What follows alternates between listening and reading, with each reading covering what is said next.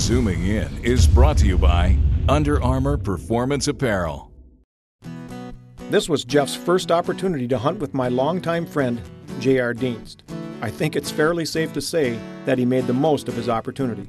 But while Jeff certainly did his part to put that big Kansas whitetail in the ground, a lot of the credit for his success must go to J.R.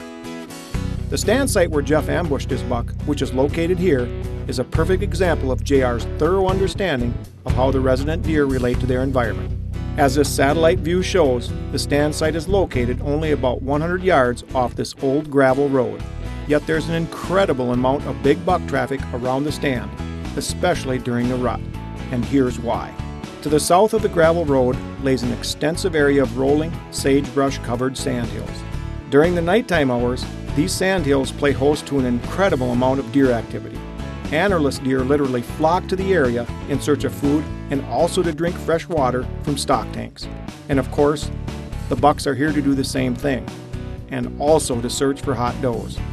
At first light, many of the deer that have been hanging out in the sandhills all night make a mass exodus back to the safety and security offered by the thick cover here in the river bottom.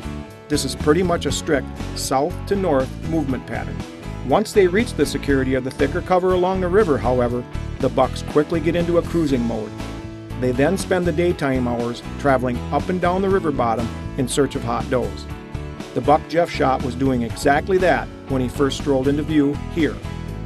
The stud whitetail had closed to within 10 yards before my brother put a 3-blade muzzy through his vitals.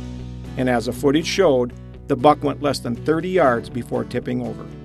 Hey, make sure you tune in next week when we zoom in on yet another big buck hotspot from somewhere in North America. We'll see you here. Zooming In has been brought to you by Under Armour Performance Apparel.